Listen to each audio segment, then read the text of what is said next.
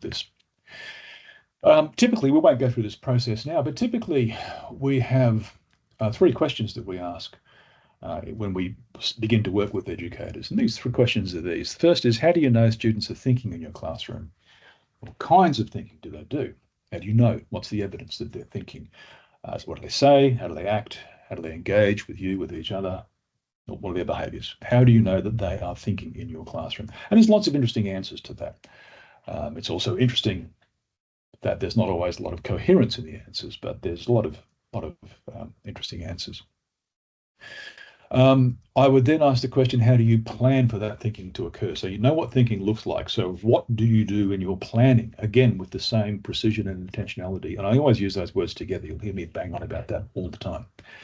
How do you plan for that to occur with the same intentionality that you plan for content and the same sort of high resolution? And then after we have a conversation about those things, we move to our third question, which I think is the most important one and possibly the one least represented in the literature, which is, how do you give students feedback on the quality of their thinking? And what does that even mean?